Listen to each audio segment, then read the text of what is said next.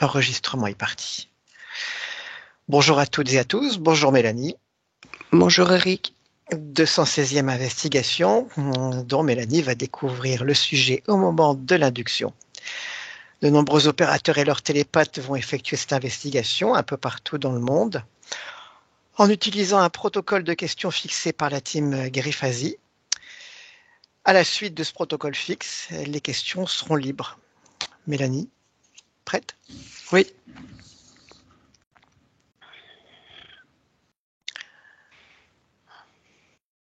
Respire profondément.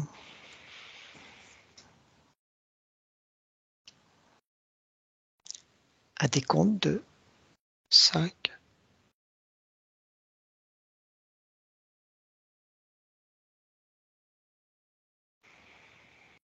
Ok.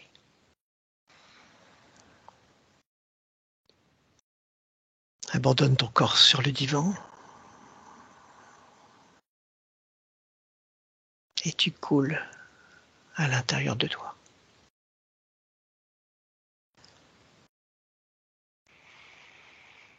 5.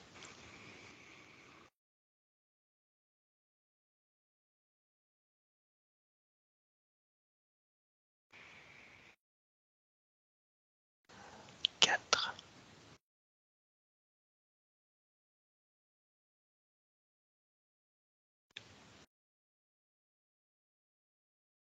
3.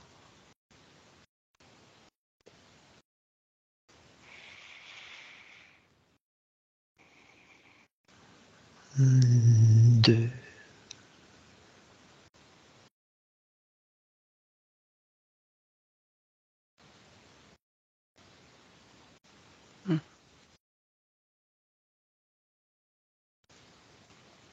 Et 1.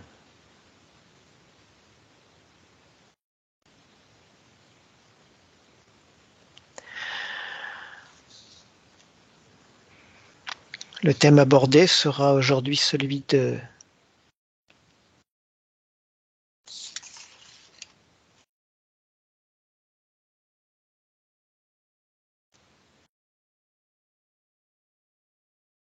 l'intuition.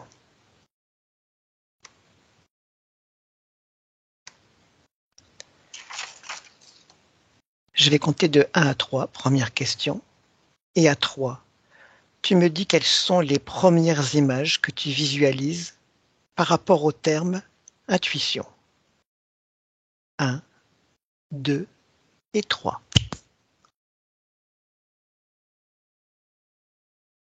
Que perçois-tu ?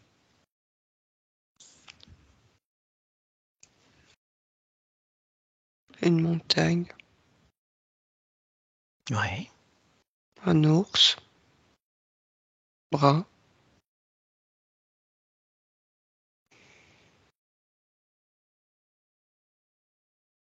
Des sapins. Le parfum des sapins. Très fort. Oui. De la neige. Le froid.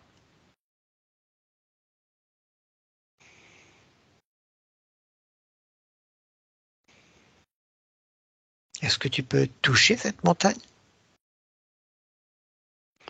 Oui.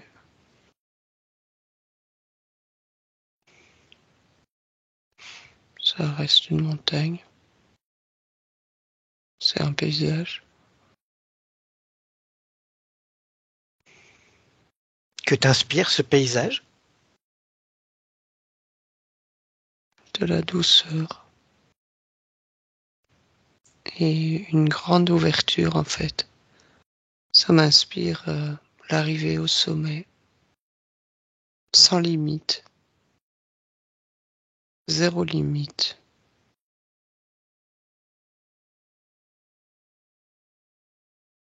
Une envie d'aller tout le temps plus haut. Un challenge. Sans challenge en fait. Un challenge. Oui, Est-ce que mais tu sans peux... challenge parce que dès qu'on est au sommet d'une, On redescend, on repart au sommet de l'autre qui est encore plus haute, de plus en plus haut. Je vois des sommets de plus en plus haut. Donc c'est ça que c'est un challenge sans être un challenge parce que c'est facile en fait. C'est comme si on se brossait les dents mais on monte des sommets de plus en plus haut. Donc tu vois ça comme des montées et des descentes. Oui, mais tout à fait fluide, comme si c'était un mouvement du quotidien, comme manger une tartine, comme se brosser les dents. Tout à fait un mouvement fluide et facile, très facile. Ok. Deuxième question. Observe et décris-moi ce qui se passe dans le corps humain, au niveau du corps humain, lorsqu'on a une intuition. Expansion, je vois toute une ouverture. Ça se passe beaucoup au niveau de la cage thoracique, Oui, euh, comme si ça se décollait, comme si il y avait l'expansion de la peau, mais toutes les cellules pétillent dans le corps, comme des bulles de champagne, de la tête aux pieds. Je vois le sang aussi aller avoir une meilleure fluidité. Euh, tout picote, tout picote et tout est c'est très agréable. Et un peu de fraîcheur. oui. Tu perçois encore autre chose au niveau du corps? D'autres informations liées à l'état d'intuition, au moment de l'intuition? Au niveau de la respiration, euh, j'ai l'impression que la respiration est beaucoup plus fluide à l'intérieur du corps, comme si ça amenait une oxygène plus pure, comme si, comme s'il y avait un filtre qui amenait l'oxygène plus pur à l'intérieur et qui faisait pétiller ce corps. Ok. Déconnecte quoi de ce groupe d'informations? Respire.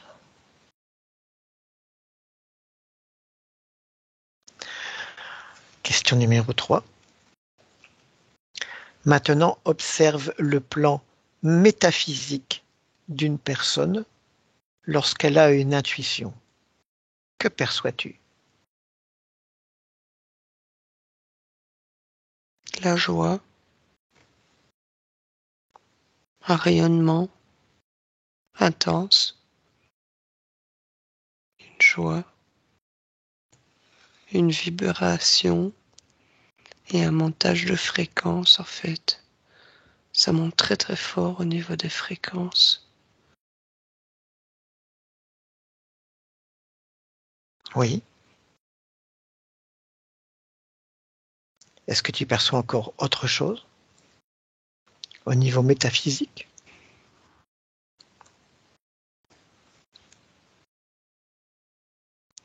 C'est comme si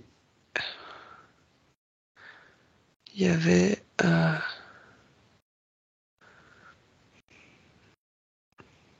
des cellules noires du corps qui étaient expulsées, comme si, c'est bizarre, je vois des expulsions de parties noires du corps remplacées par des choses beaucoup plus lumineuses. C'est ce que je vois en fait.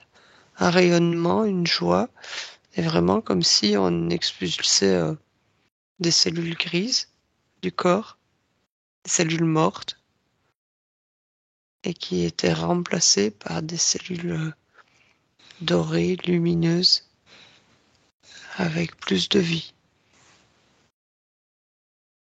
Ok. Vraiment un switch de ça. Très bizarre.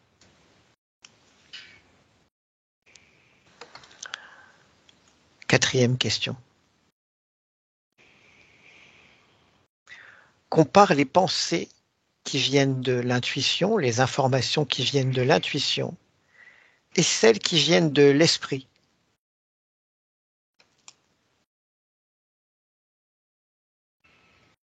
L'intuition est pure, l'esprit est manipulé.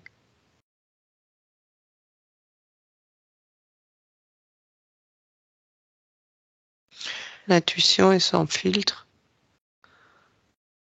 l'esprit est manipulé. L'intuition, ça vient de notre conscience directement. Oui. L'esprit, ça vient de notre personnage marionnette de manipulation.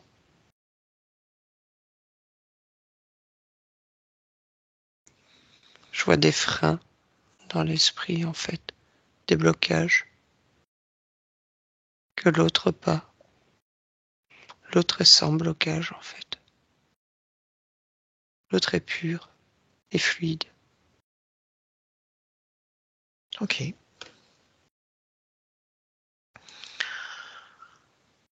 Cinquième question. Quels sont les facteurs qui peuvent bloquer l'intuition? Que perçois-tu? Les fréquences basses.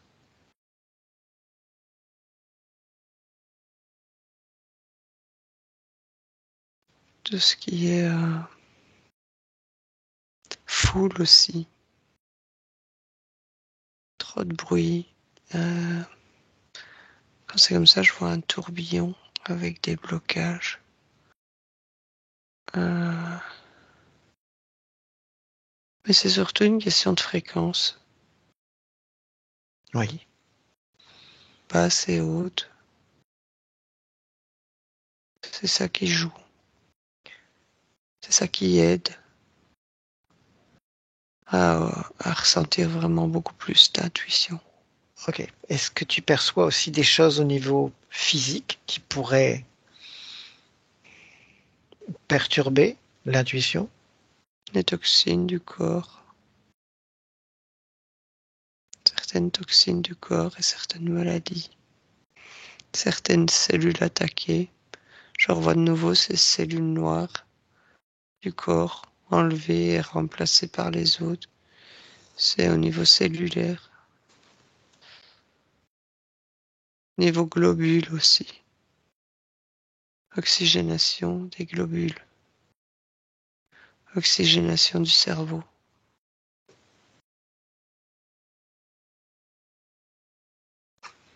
L'oxygène revient tout le temps en boucle.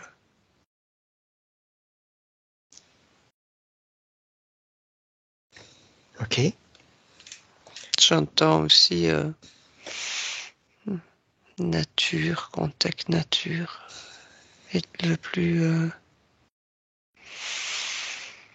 léger à ce niveau-là possible. Donc le fait d'être dans un environnement non naturel pourrait faire partie des facteurs qui bloquent ou qui Ouais, limitent l'intuition, c'est ça? ouais. Le monde et les contacts nature, ça remonte les fréquences aussi, en fonction du lieu dans lequel l'humain, la personne se trouve. Ok.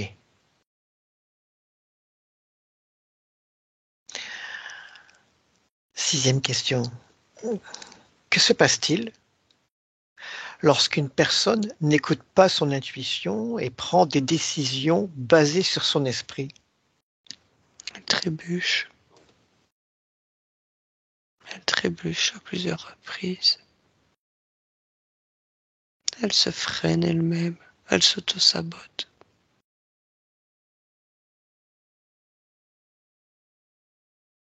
Oui. Est-ce que tu perçois encore autre chose par rapport au fait d'écouter son esprit plutôt que son intuition? Je vois une diminution, évidemment, une diminution de fréquence à chaque fois de plus en plus. Oui. Ça part en cascade, en chute vers le bas. Comme si on dévalait la falaise plutôt que la montée. Une chute libre vers le bas. Parfois on se rattache, on se rattrape, on arrive à se rattacher ou à se rattraper en prenant conscience de ce qui se passe, mais parfois c'est une dégringolade jusque très bas. Ça peut Est-ce être que, dangereux. est-ce que tu peux explorer le mot dangereux?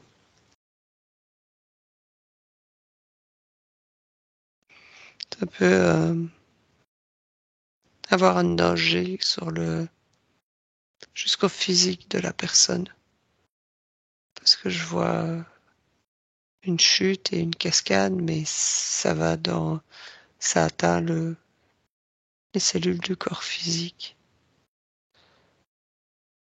Je vois comme si ça bouchait des toxines et comme si ça mettait des freins, mais pas uniquement. C'est un frein via même, j'entends maladie parfois. Ça peut être violent, maladie ou accident. Ok. On passe à la question suivante.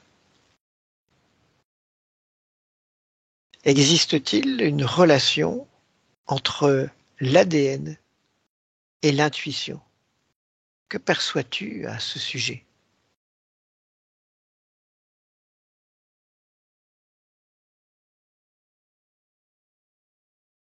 Oui, il y a je vois des filaments, un lien,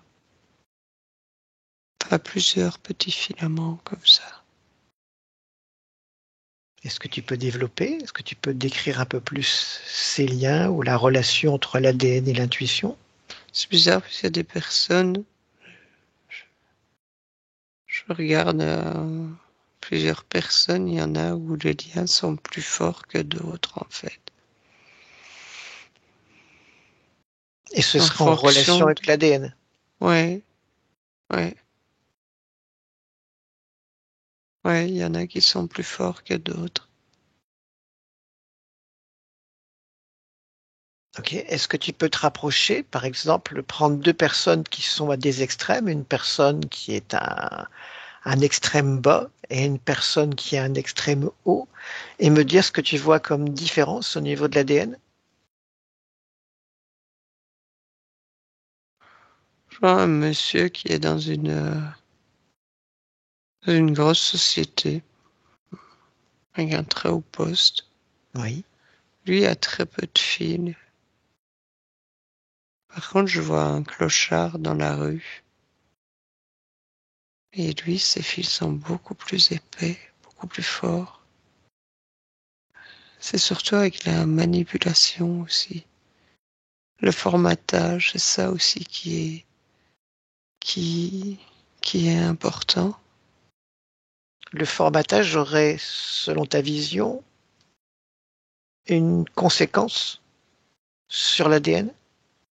Ouais, sur l'ADN et qui joue sur l'intuition. Ça va de pair. Ça fait un ensemble.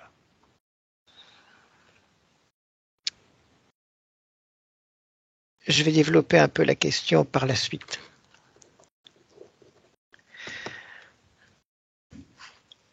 On arrive à la 8e question. Recherche, s'il te plaît, les informations sur la façon de développer les compétences intuitives. Un mon 3. 1, 2 et 3.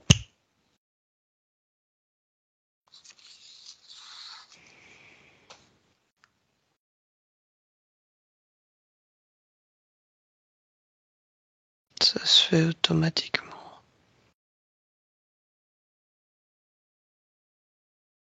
À force de monter ses fréquences, ça se fait automatiquement. C'est un procédé naturel. Il n'y a pas d'étude pour ça. C'est le rapprochement de soi et de ses propres fréquences qui fait ça. Ça s'étudie pas. Ça se ressent. Ça se vit. C'est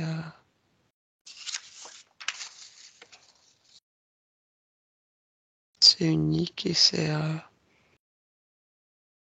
plus il y a de petits lâcher prise, plus il y a des intuitions qui viennent.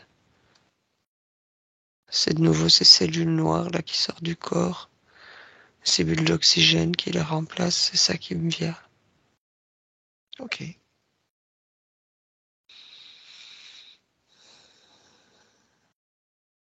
C'est vraiment ça. Il n'y a pas d'école, il n'y a pas d'apprentissage.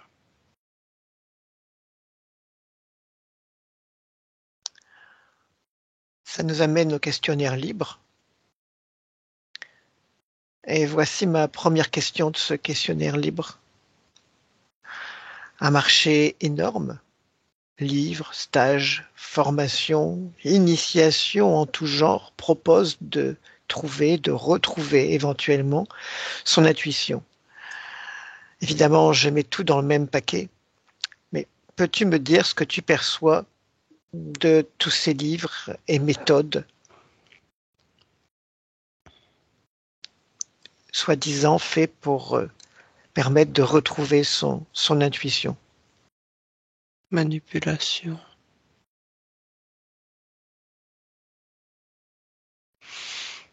Ça sert à rien. Faut juste remonter ses fréquences, se retrouver soi. Tout le reste, c'est de la foutaise. C'est une question de, d'argent. Prendre de l'argent. Explorer, exploration de tout ce qu'on peut. Si on peut brouiller et prendre un peu de sous, c'est bon. Ok.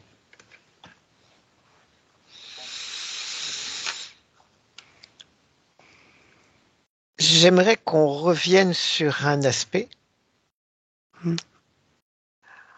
Tout à l'heure, je t'ai demandé de prendre, de comparer deux êtres qui seraient chacun à un extrême de l'intuition, un qui n'en a pas du tout et qui fonctionne uniquement avec l'esprit, un qui est plus branché sur son intuition. J'aimerais maintenant que tu me prennes des êtres humains, entre guillemets, qui arrivent au monde, voilà, qui arrivent dans des petits corps tout neufs. Est-ce que tu peux voir ces êtres humains au niveau intuition? Est-ce qu'ils ont tous le même potentiel intuitif, naturellement, ou y a-t-il des différences? Ça nous ramènera à l'ADN, très certainement, en question, derrière. C'est très lumineux. C'est des fréquences hyper hautes. C'est très lumineux, la vibration est énorme. Partout, chez tous.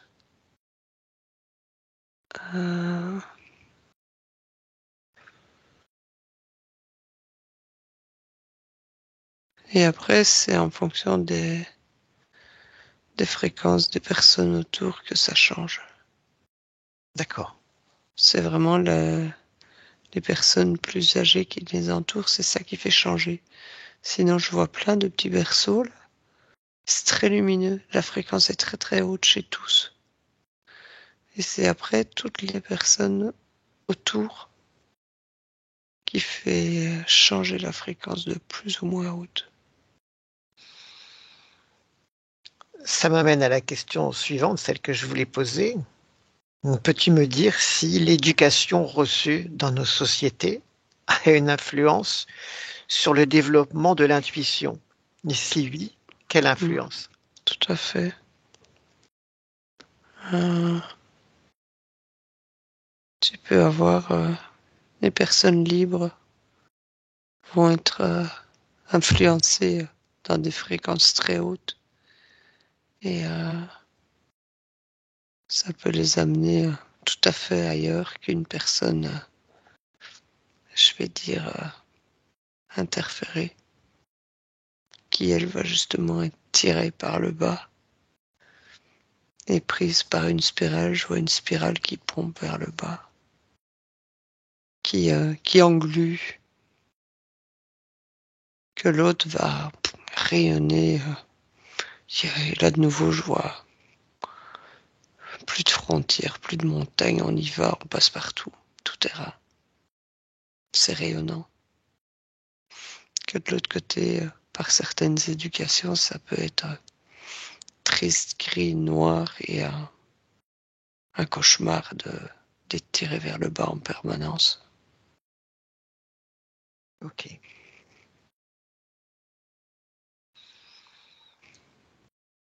Une petite question, parenthèse.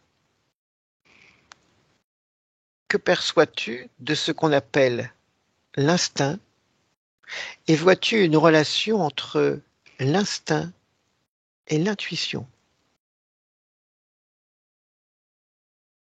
Que perçois-tu de ce qu'on appelle l'instinct et vois-tu une relation entre l'instinct et l'intuition? C'est juste deux fréquences très proches. Je vois une au-dessus de l'autre.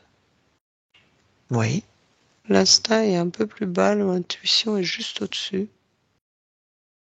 au niveau, mais ça, ça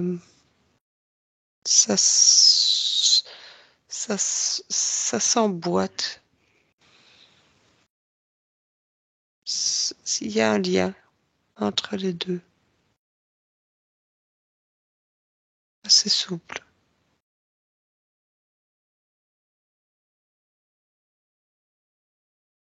ok. Il y a un lien entre les deux. Quelle relation pourrait se développer entre l'instinct et l'intuition dans ce que tu vois?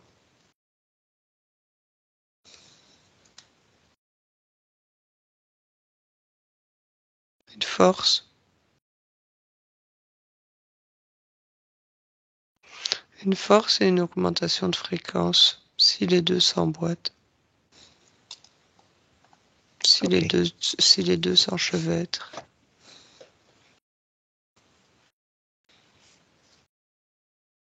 intéressant. Mm. Quitte ce groupe d'informations, respire.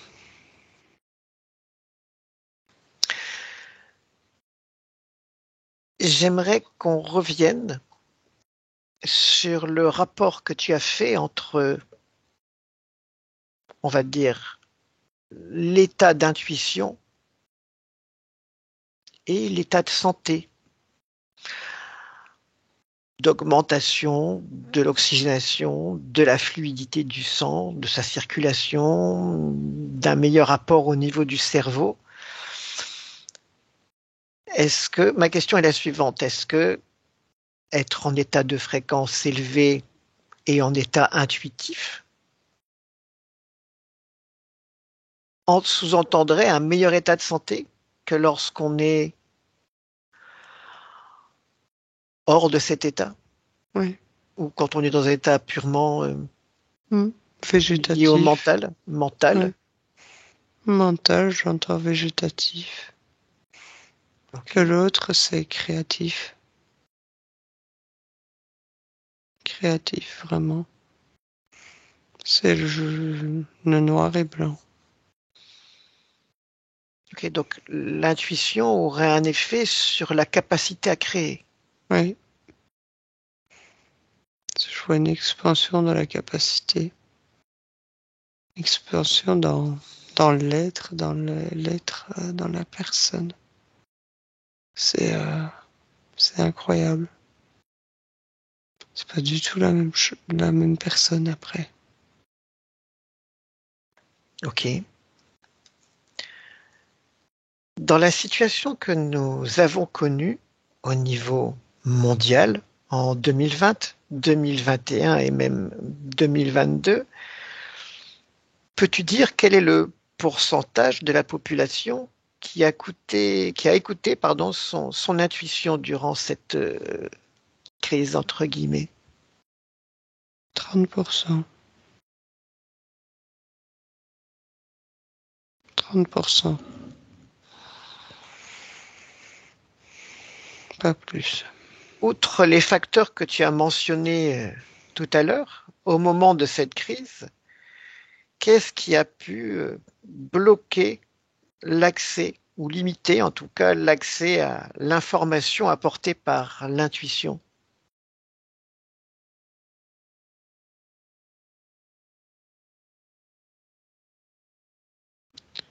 Les,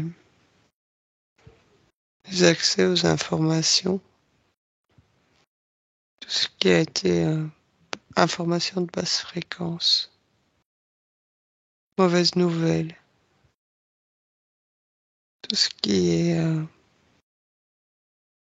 surtout au niveau médiatique, tout ça n'a pas aidé, tout ça n'aide pas. Quelle émotion particulièrement, puisque tu parles de fréquence, quelle émotion tout particulièrement limiterait ou bloquerait l'accès à l'intuition?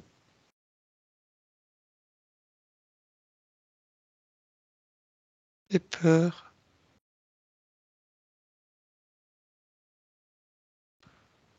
les peurs et ne pas savoir contrôler ça justement. L'accès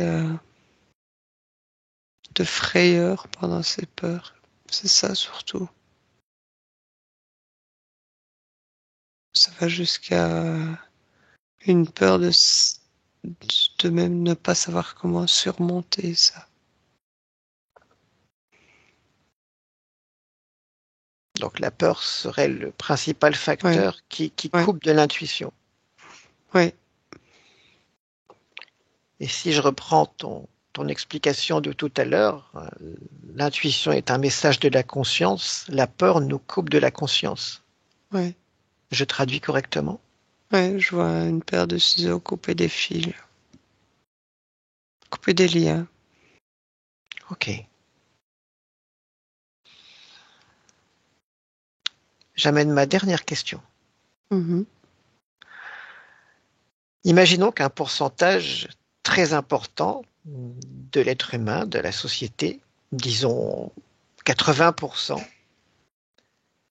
ait accès à son intuition et vive, agisse en fonction de cette intuition. Que perçois-tu de ce qui se passerait dans une telle situation?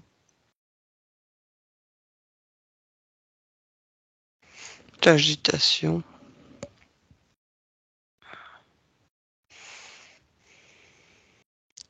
Je perçois du brouillard, de l'agitation.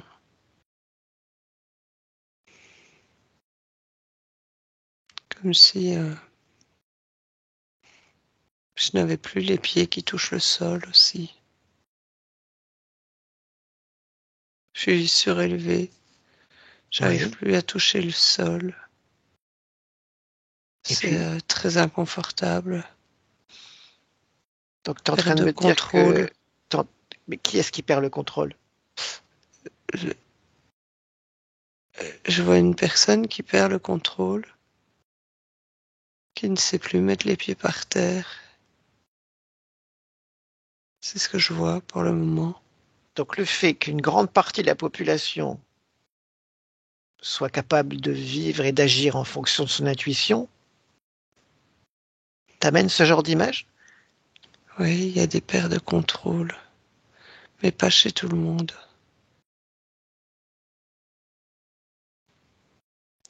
Essaie d'aller un peu plus loin dans cette information. Qui est-ce qui perd le contrôle? Quelles sont les personnes qui perdent le contrôle? Celles qui sont basse fréquence. Elles n'ont pas d'intuition. Oui, Elles perdent le contrôle instantanément. Et pas les autres. Les autres, elles reprennent la montagne. C'est de nouveau cette image de montagne qui revient. ok. Et d'un point de vue pratique, plutôt matériel, physique, si 80% de la population se mettait à vibrer à son intuition, à agir en fonction de son intuition, qu'est-ce que ça pourrait changer dans le monde? Une expansion, une réalisation, mais de la créativité et une humanité beaucoup plus sereine, douce, avec des nouveautés au niveau humain, vraiment. Rapport humain, beaucoup plus intéressant, fluide et créatif. Oui, Beaucoup moins de destruction,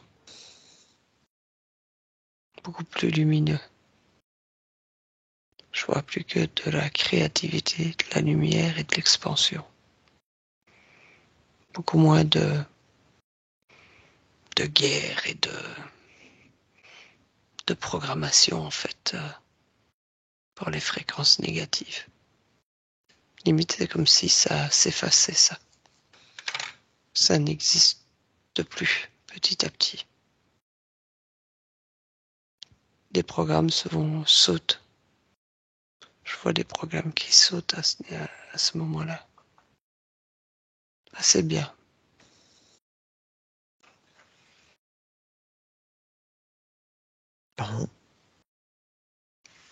bon, on va rester sur cette belle image. Mhm.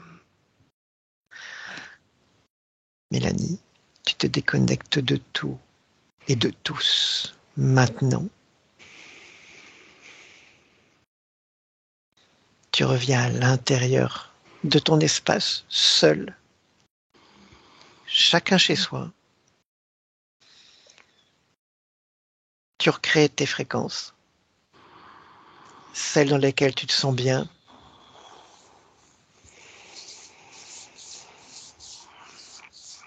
Puis tu ramènes ces fréquences dans ton corps physique.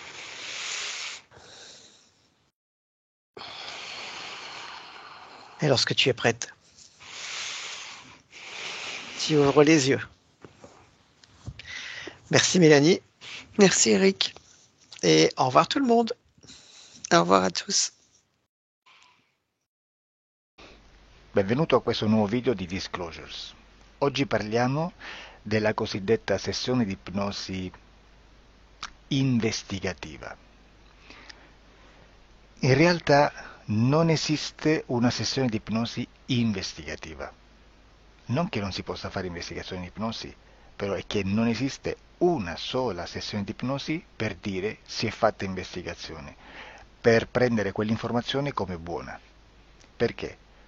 Sappiamo intanto che l'informazione che arriva in ipnosi è molto contaminata, la percentuale di inquinamento dell'informazione è altissima.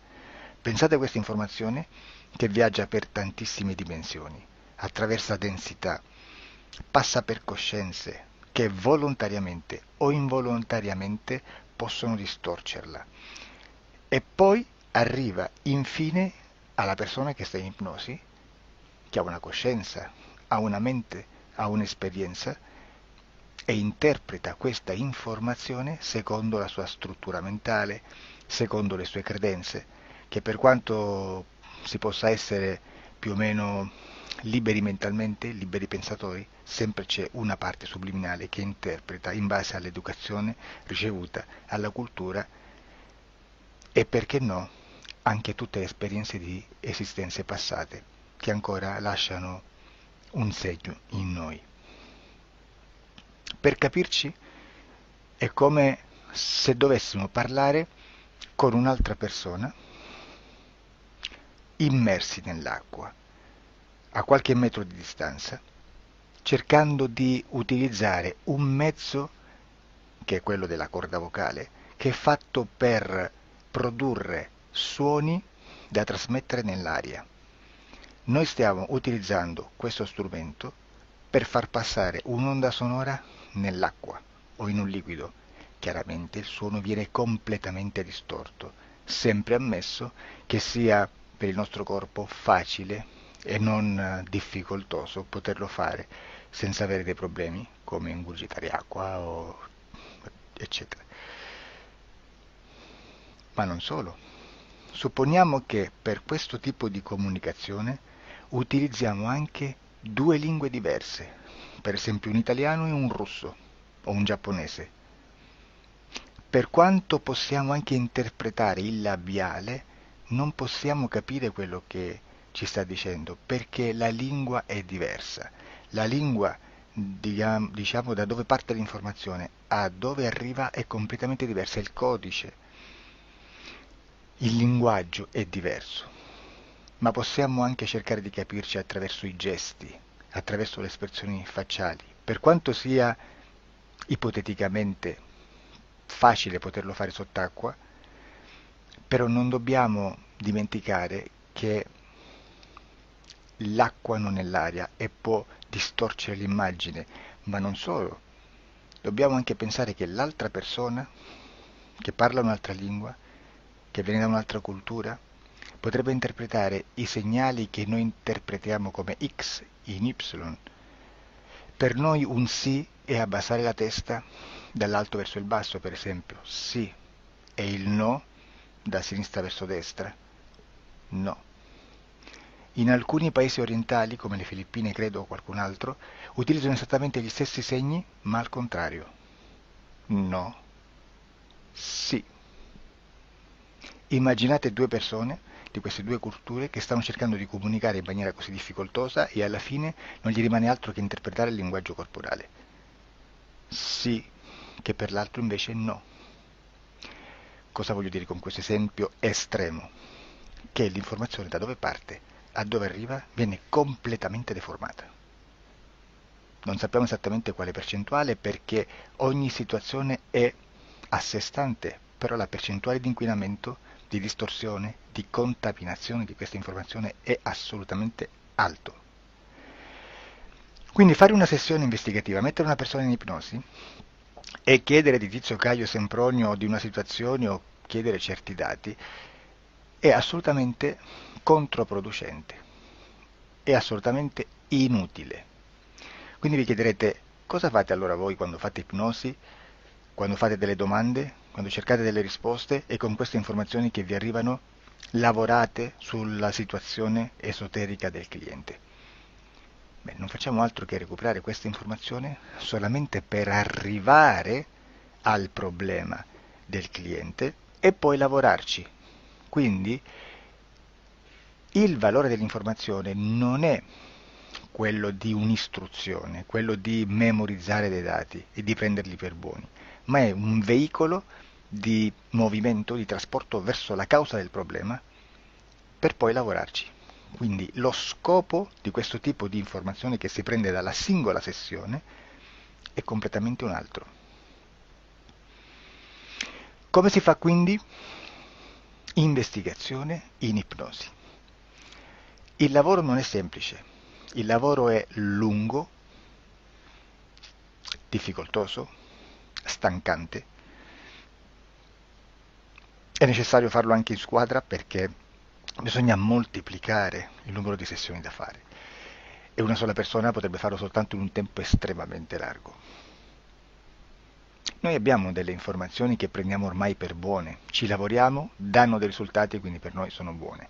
E come abbiamo fatto ad avere queste informazioni? Per esempio, come facciamo a sapere che un extraterrestre chiamato il cosiddetto grigio è più o meno alto X, poi ci sono magari quelli anche un po' più alti, ma hanno un corpo strano, hanno una pelle grigio-verde, hanno degli occhi grandi a mandorla, neri, senza una pupilla visibile, non hanno quasi bocca né naso né orecchie, hanno soltanto delle fessure, non hanno organi genitali, hanno degli arti molto più lunghi rispetto alla proporzione che potrebbe avere il corpo umano, e di solito hanno meno dita delle 5 del corpo umano, eccetera, eccetera, eccetera. O se no prendiamo un altro tipo di essere che possiamo incontrare in ipnosi, come facciamo a dire che hanno delle somiglianze con i rettili, gli animali rettili terrestri, o gli invertebrati, gli insetti terrestri?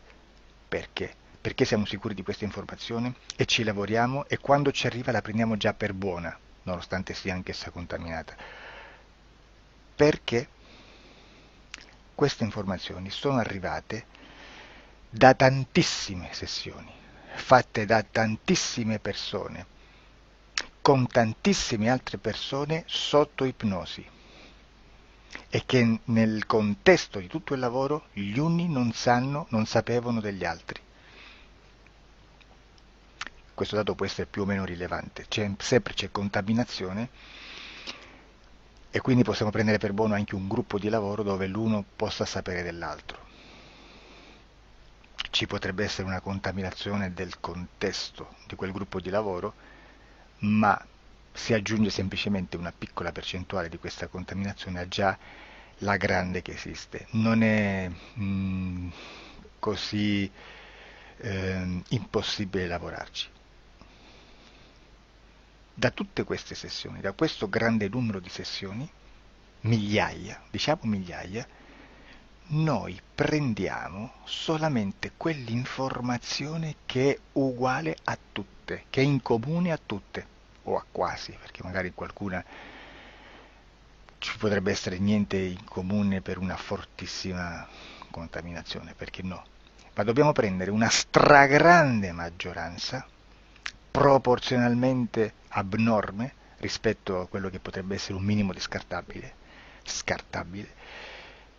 e lì possiamo prendere per buona questa informazione. Quindi se noi su 10.000 persone diverse, con operatori anche diversi, in cui in ogni sessione vediamo un essere che più o meno ha le stesse caratteristiche del grigio o dell'insettoide, a forma di mantide religiosa, o il rettile a forma di lucertola, per esempio, di serpente o di quello che sia, o se vediamo il pianeta Marte più o meno di colore rosso, o se vediamo dei sotterranei eterici, non fisici, nel sottosuolo terrestre, soprattutto sotto le grandi città, dove c'è concentrato molto potere, molta energia di questo tipo, e che più ne hai più ne metta.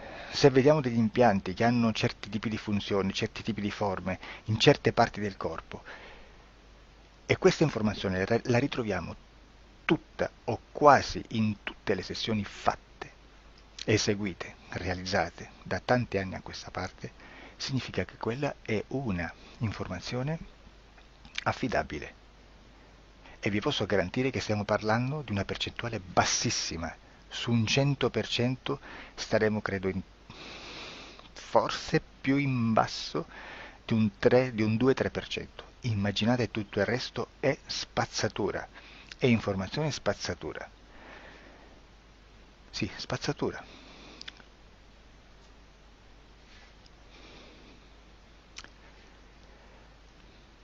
C'è anche un'altra cosa da dire. Supponiamo che un operatore faccia un'ipnosi e voglia andare a vedere cosa fa Tizio, cosa fa Caio, cosa fa Sempronio. Arrivano delle informazioni e si dice che Tizio è biondo, Caio è zoppo e Sempronio è uno sportivo. Intanto già abbiamo detto che una sessione soltanto non serve, d'accordo? Ma poi c'è da dire che una coscienza, un essere, in ambiente subliminale, la sua parte subliminale potrebbe non dare autorizzazione a questa fuoriuscita di informazioni. Mi potreste dire, e allora tu quando chiedi agli esseri cosa fanno, cosa non fanno? Beh, intanto la prendo sempre con le pinze perché abbiamo sempre detto che tutto è molto contaminato e mi serve solo per dirigermi da una parte. Ma c'è anche da dire che se un essere interferisce con l'altro, ha aperto un canale di comunicazione a cui non può ovviare, a meno che non lo recida, non lo annulli. Quindi quando io faccio la domanda a un essere, se lo faccio attraverso l'interferito, mi arriva l'informazione per un canale aperto che sottostà alla volontà dell'interferito. Sulla volontà dell'interferito parleremo in un prossimo video disclosures. Però, se io voglio fare un'investigazione sopra Tizio, Caio e Sempronio che non hanno nessun collegamento, nessuna interazione e nessuna interferenza con il soggetto con cui io sto realizzando l'ipnosi, non è detto che mi arrivi questa informazione. Assolutamente. Potrebbe esserci completamente un muro. Come potrebbe esserci informazioni perché quell'altra parte potrebbe autorizzare comunque. Ma non è detto. E comunque quando ci arrivano informazioni, in una situazione di non interferenza o non interazione, non possiamo sapere esattamente se sono informazioni che ha autorizzato la parte subliminale dell'altra persona o dell'altro essere, o qualche altro essere, qualche altra entità furba, approfitta della situazione, osserva quello che sta succedendo, si mette in mezzo, si fa passare per l'altro e dà informazioni, ovviamente distorte, prima perché non è detto che debba conoscerle, e anche se fosse potrebbe manipolarle a sua volontà e a suo vantaggio. E quindi immaginate che situazione ridicola ci si viene a trovare, in quale situazione ridicola ci si viene a trovare in questi casi. Da qui si vede quando un operatore riesce a utilizzare l'informazione in ipnosi come per lavorare su un soggetto. Da qui l'osservatore attento delle sessioni di ipnosi riesce a capire se quell'ipnosi è un'ipnosi affidabile, un'ipnosi con un livello di informazione certa, con una alta percentuale di informazione certa. Non vi nascondo che in futuro potrei anche impostare un lavoro per decifrare che livello di certezza di informazione c'è in un'ipnosi, analizzandola e spiegando il perché, spiegando i meccanismi di analisi di un'informazione in ipnosi, che poi anche è molto istintivo.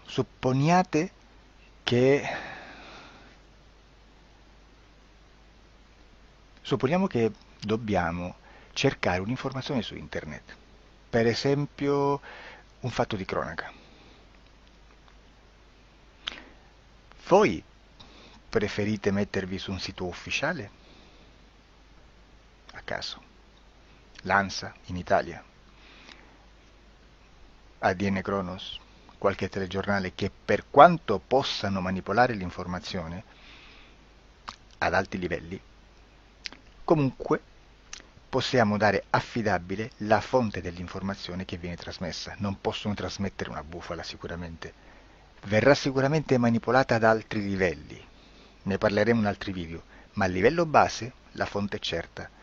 Sicuramente non andrete a cercare questa informazione sul primo sito, il primo blog che vi passa davanti e magari ha 4 followers. Perché? Perché non vi dà nessuna garanzia della certezza della fonte. Non c'è un controllo né nella struttura interna di questa agenzia di informazione e né dal grande pubblico che per la quantità di persone che attingono quell'informazione si può dedurre se l'informazione è certa o meno perché è un'informazione che passa in un pubblico così vasto che se ci dovesse essere una distorsione con la realtà è molto probabile che venga fuori. Credo che abbia detto quasi tutto sulle sessioni investigative.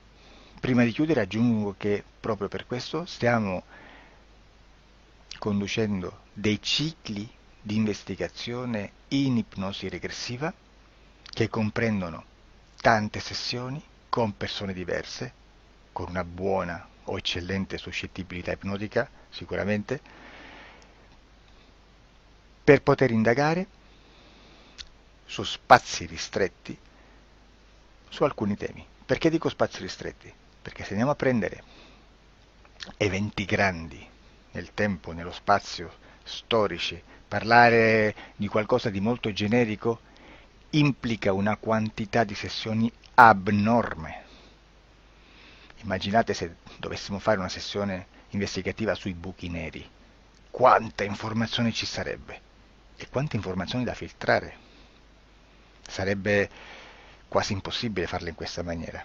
Ma se noi riduciamo lo spazio di investigazione, se noi prendiamo per esempio, investighiamo sulla pedofilia nella Chiesa Cattolica, ecco, se già restringiamo il campo d'azione è molto più facile che possiamo attingere informazioni affidabili, presuntamente affidabili, con un numero di sessioni sicuramente alte, ma ridotte rispetto ad altri tipi di sessioni molto più generiche, su temi molto più generici. Quindi per fare anche delle investigazioni su temi molto generici bisogna suddividerli in temi, in dettagli, per poi alla fine, quando tutta l'informazione è stata filtrata ed è stata dedotta l'informazione comune, si possono mettere insieme per cominciare a costruire il quadro, mettere insieme tutti i puzzles. Questo è il vero senso dell'informazione in ipnosi, quando si fa ipnosi investigativa. La sessione per risolvere una problematica, un problema, con una presunta origine esoterica di un cliente, di una persona, è un'altra cosa, sono altri metodi, altre tecniche e l'informazione si usa in un'altra maniera, ha un altro scopo. Grazie, ci vediamo al prossimo video. Disclosure. Ciao.